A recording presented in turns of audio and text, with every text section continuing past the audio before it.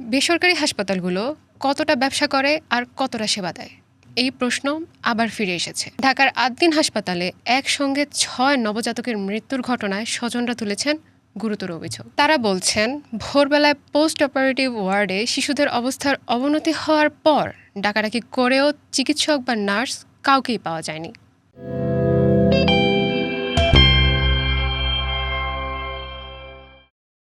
চিকিৎসায় অবহেলা, ভুল চিকিৎসা দেওয়া, অপ্রয়োজনীয় পরীক্ষা নিরীক্ষা, অতিরিক্ত বিল কিংবা পর্যাপ্ত জনবল ও সরঞ্জামের অভাব, দেশের বিভিন্ন বেসরকারি হাসপাতালের বিরুদ্ধে এইসব অভিযোগ প্রায়ই ওঠে।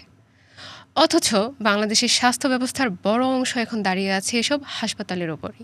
সরকারি হাসপাতালের সীমিত সক্ষমতা, দীর্ঘ অপেক্ষা, শয্যা সংকট এবং চিকিৎসক ও নার্সদের অপ্রতুলতার কারণে লাখো মানুষ বাধ্য হয়ে ছুটেছেন বেসরকারি হাসপাতাল ও ক্লিনিকে। এর ফলে দেশের কোটি কোটি মানুষের জন্য চিকিৎসা পরিণত হয়েছে আর্থিক ঝুঁকিতে।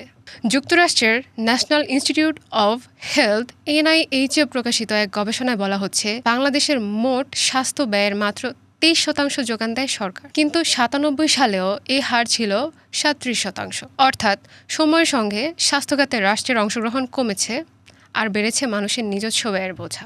বিভিন্ন গবেষণা অনুযায়ী চিকিৎসা ব্যয়ের 72 থেকে 74% মেটাতে হচ্ছে সরাসরি নিজেদের পকেট থেকে। অথচ বিশ্ব স্বাস্থ্য সংস্থার মতে এই হার 20%-এর মধ্যে থাকা উচিত।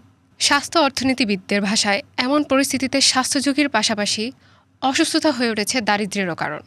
কিন্তু প্রশ্ন হলো, মানুষ যখন এত বিপুল অর্থ ব্যয় করছে তখন কি তারা সেই অনুপাতে মানসম্মত চিকিৎসা পাচ্ছে?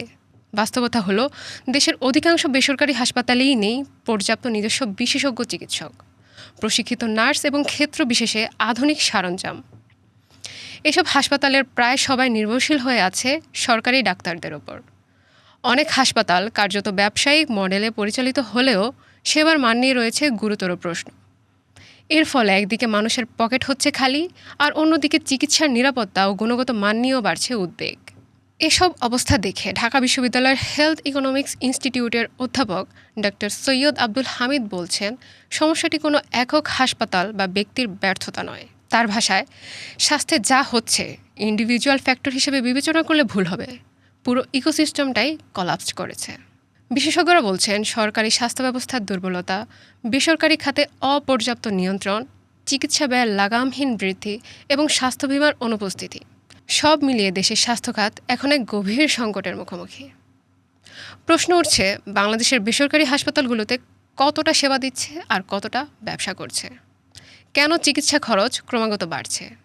সরকারি হাসপাতাল থেকে মানুষ মুখ ফিরিয়ে নিচ্ছে কেন? আর এই অরাজকতার অবসান ঘটিয়ে নাগরিকদের জন্য নিরাপদ, কম খরচে ভালো স্বাস্থ্য সেবা নিশ্চিত করার পথেই বাকি। আগে জেনে আসি, বাংলাদেশের মানুষের চিকিৎসা বেসরকারি হাসপাতালের উপর কতটা নির্ভরশীল। শীর্ষস্থানীয় একটি আর্থিক প্রতিষ্ঠানের গবেষণা প্রতিবেদনে দেখানো হয়েছে, 2022 সালে বাংলাদেশের সরকারি হাসপাতালগুলোতে শয্যার সংখ্যা ছিল 71,660, আর বেসরকারি হাসপাতালে এই সংখ্যা 99,975। তার মানে সরকারের তুলনায় বেসরকারি হাসপাতালের শয্যা সংখ্যা 28,000-এর বেশি। কমিউনিটি ক্লিনিক বাদে হাসপাতাল সহ দেশে মোট সরকারি স্বাস্থ্যসেবা প্রতিষ্ঠান রয়েছে 2,258টি। সেখানে বেসরকারি হাসপাতাল ও ক্লিনিকের সংখ্যা 5,321টি।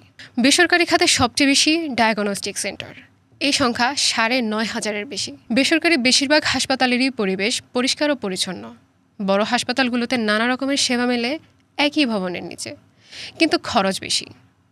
কোনো কোনো পরীক্ষার জন্য সরকারি হাসপাতালের কয়েক গুণ অর্থ গুনতে হয়। বেসরকারি খাতের দিকে ঝুঁকে পড়ায় বাংলাদেশের স্বাস্থ্য খাত বিনিয়োগের আকর্ষণীয় ক্ষেত্র হয়ে উঠেছে।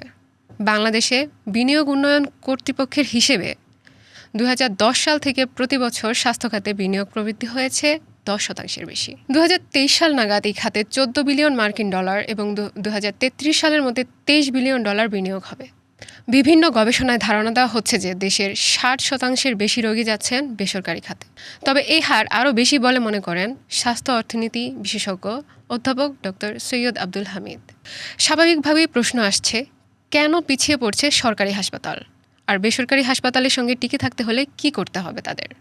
সরকারি হাসপাতালগুলোর বিরুদ্ধে সবচেয়ে বড় অভিযোগ হলো সেখানকার নোংরা ও অস্বাস্থ্যকর পরিবেশ এবং নানা ধরনের অব্যবস্থাপনা। ডাক্তার দেখানোর জন্য রোগীদের দীর্ঘ লাইন, ভর্তির পর বেড পাওয়ার জন্য দৌড়ঝাঁপ, এমনকি কখনো কখনো তদবিরও করা লাগে। অপারেশনের সিরিয়ালের জন্য দীর্ঘ অপেক্ষা এবং আরও বড় বড় ভোগান্তির নাম হলো দালালদের খপ্পরে পড়া। তবে সব কিছু ছাপিয়ে যায় সেখানকার অস্বাস্থ্যকর পরিবেশ। পরিস্থিতি এতটাই খারাপ যে একজন সুস্থ মানুষ যদি সারাদিন সরকারি হাসপাতালে থাকেন তাহলে তিনি অসুস্থ হয়ে যাবেন। এজন্য বিশেষজ্ঞরা পরামর্শ দিচ্ছেন, বেসরকারি হাসপাতালের উপর নির্ভরশীলতা কমাতে হলে সরকারি হাসপাতালের উপর পরিবেশের উন্নতি ঘটাতে হবে সবার আগে। সরকারি হাসপাতালে রয়েছে নার্স ও ডাক্তারের অভাব। বিশ্ব স্বাস্থ্য সংস্থার হিসাবে 1000 মানুষের জন্য কমপক্ষে একজন নিবন্ধিত ডাক্তার থাকা দরকার, কিন্তু বাংলাদেশে এর থেকে বেশি মানুষের জন্য রয়েছে একজন ডাক্তার। কিন্তু এইসব সমস্যা দূর করার উদ্যোগ কি সরকারের পক্ষ থেকে আসছে?